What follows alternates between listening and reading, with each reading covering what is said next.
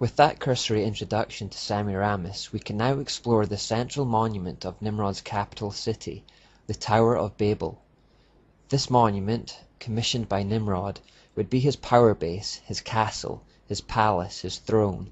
It's estimated that around 600,000 people were gathered together for its construction, and we find the motivation for it in Genesis 11, where the people say, "Come, let us build ourselves a city with a tower that reaches to the heavens, so that we may make a name for ourselves, and not be scattered over the face of the whole earth." These lofty words may remind you of those spoken by Lucifer in Isaiah and Ezekiel.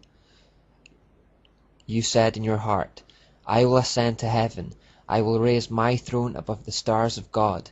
I will sit enthroned on the mount of assembly, on the utmost heights of the sacred mountain.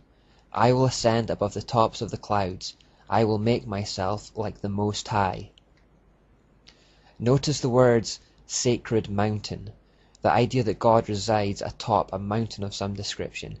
It is repeated in Ezekiel 28 when God says, "You sinned, therefore I cast you as a profane thing out of the mountain of God, and I destroyed you." Now, the Tower of Babel is often misrepresented in paintings. You'll often see it look something like this. But it was actually a kind of ziggurat, which is a pyramid-like shape. Indeed, from the Babylonian ziggurats we get similar structures in Egypt, Africa, and South America, remains of which can still be seen today and are amongst the world's most beloved tourist attractions.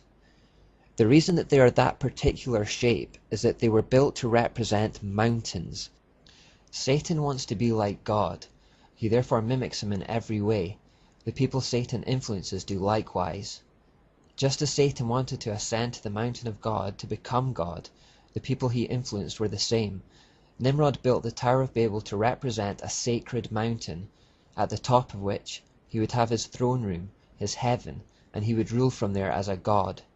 It represents the deification of man, the idea that man can become a god. It is the old serpent's lie from Eden. Nimrod's subjects would have to ascend up the steps of the mountain for his council. In a city full of low-lying flat-topped roofs, he would literally be the Most High among them, a constant visual reminder to the people of his supremacy. Wherever they were within Babylon and for miles around, they would see the top of the tower and know that their king and God was keeping a watchful eye over them from heaven, monitoring their every move. This would strike a mixture of fear and awe into his subjects. Nimrod was in fact the initiator of the idea of emperor worship, although it may not have been his idea originally.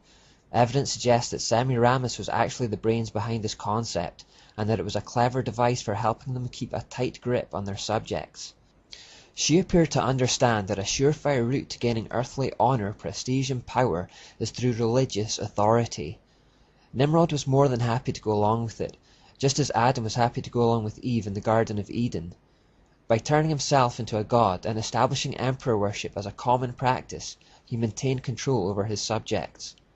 Because of his association with fire and the sun, he became known as the sun god.